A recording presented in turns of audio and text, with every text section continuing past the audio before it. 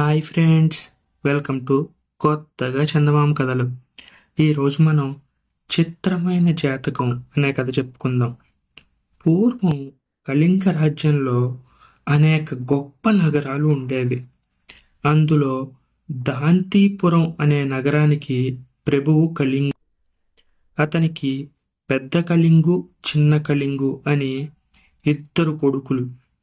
వీరి జాతకాలు పరిశీలించిన మీదట దైవజ్ఞులు ఇలా చెప్పారు: తండ్రి తదనంతరం పెద్దవాడే రాజ్యానికి వస్తాడు, కానీ చిన్నవాడిది మాత్రం చిత్రమైన జాతకం.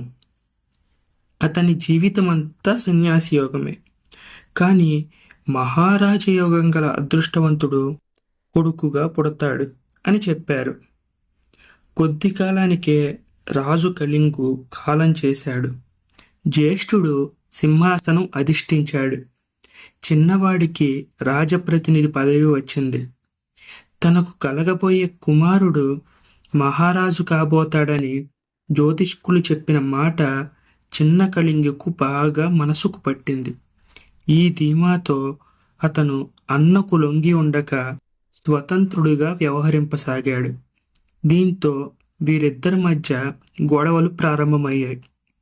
రాజు చిన్నవాడిని బంధించమని సైనికులకు ఆజ్ఞాపించాడు.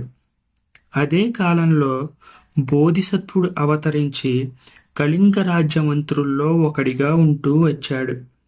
పెద్ద కళింగు తరం నాటికి అతను బాగా వృద్ధుడయ్యాడు. కుటుంబ క్షేమం కోరిన ఆ వృద్ధ మంత్రి చిన్న కళింగు వద్దకు వచ్చి రహస్యంగా రాజాజ్ఞ గురించి వెల్లడించాడు. రానున్న అవమానాన్ని తలపోశాడు చిన్నవాడు. తాత, అన్ని విధాల నాకు నువ్వే హితుడివి. ఆనాడు జ్యోతిష్కులు చెప్పిన మాటలు నీకు తెలుసు కదా. అవి ఫలించడమే నిజమైతే నా కోరిక నెరవేర్చవలసిన బాధ్యత నీపై ఉంది. ఇదిగో నా పేరుగల ఉంగరం, నా శాలువ, నా ఖడ్గం. ఈ మూడు ఎవరైతే నీ వద్దకు తెచ్చి ఆనవాలు చూపిస్తాడో వాడే నా కొడుకని నువ్వు గుర్తుంచుకో. నీ చేతనేని సహాయం చెయ్యి అని చెప్పి రెండో కంటికి తెలియకుండా అరణ్యాల్లోకి పారిపోయాడు. మరోవైపు మగధరాజుకు లేక ఒక కుమార్తె కలిగింది.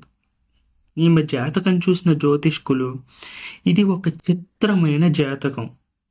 రాజకుమారి జీవితం ఒక సన్యాసినిగా గడుపుతుంది, కానీ ఆమెకు మహారాజయోగం గల ఒక కుమారుడు పుడతాడు అని చెప్పారు. ఈ వర్తమానం తెలియగానే సామంతరాజులందరూ రాజపుత్రికను పెళ్లాడాలని వచ్చి పోటీలు పడసాగారు. రాజుకు గట్టి చిక్కే వచ్చి పడింది. వీరిలో తన కూతుర్ని ఏ ఒక్కరికి ఇచ్చినా తక్కిన వారు కక్ష కట్టి పగ తీర్చుకోవడం సహజం. కనుక ఈ అపాయం నుంచి తప్పించుకోవడానికి నిశ్చయించుకున్నాడు. గత్యంతరం లేక భార్యను, కూతుర్ని వెంటబెట్టుకుని మారువేషంతో అరణ్యాల్లోకి పలాయనమయ్యాడు.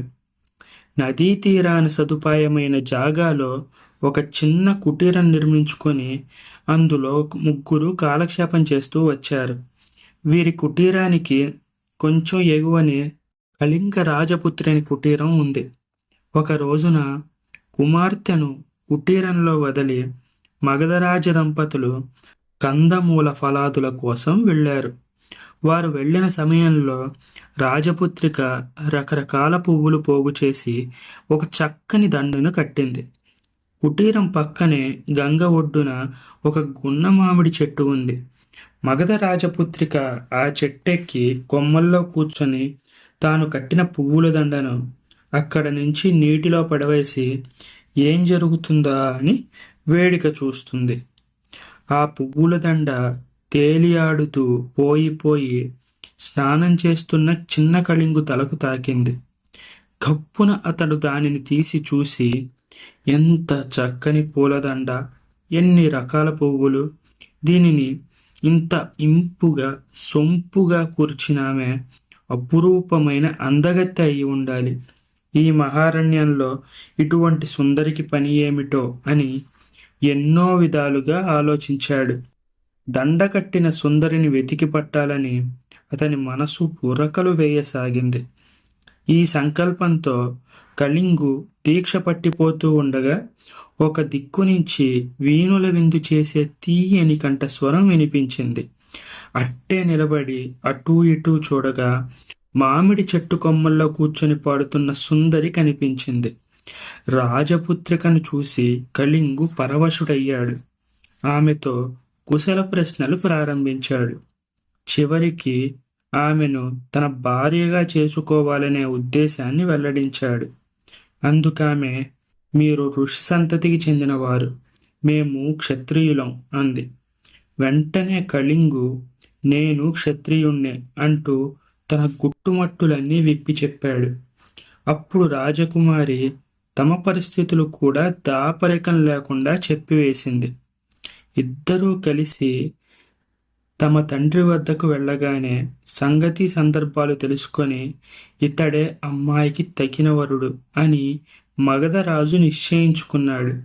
చిన్న కళింగుకు మగధరాజపుత్రికి వివాహం జరిగింది. కొద్ది కాలానికే వారికి ఒక కుమారుడు కలిగాడు. గొప్ప లక్షణాలతో ప్రకాశిస్తున్న ఆ బిడ్డడికి విజయ కళింగు అనే పేరు పెట్టి వారు అల్లారు ముద్దుగా పెంచుకుంటున్నారు. కొన్నాళ్ళు గడిచిన తరువాత ఒక రోజున కళింగు జాతకాలు తీసి లెక్కవేసి గ్రహకూటాలు ఎలా ఉన్నది చూశాడు. అప్పటికి తన అన్న అయిన పెద్ద కళింగు ఆయువు మూడి ఉంటుందని లెక్కల వల్ల తేలింది. అప్పుడు కళింగు కొడుకును చేరబిలిచాడు. కుమారా, నీవు నీ జీవితాన్ని గడపవలసింది ఈ అడవుల్లో కాదు. నా అన్న పెద్ద కళింగు దాంతీపుర ప్రభువు. ఆ రాజ్యానికి వారసుడివి నీవే. కనుక వెంటనే వెళ్ళి ఆ సింహాసనం అధిష్ఠించు అని చెప్పి వృద్ధమంత్రిని పరిచయం చేసి 3 వస్తువులు ఆనవాలిచ్చి దీవించి పంపాడు.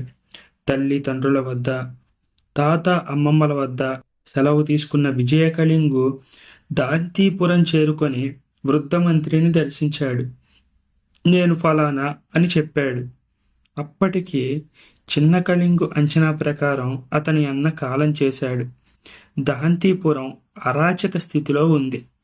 ఒక మహాసభ ఏర్పాటు చేసి వృద్ధమంత్రి చిన్నవాడైన విజయ కళింగు పుట్ట పూర్వోత్తరాలు వెల్లడించేసరికి సభికులందరూ ఆశ్చర్యభరితులై జేజేలు కొట్టారు.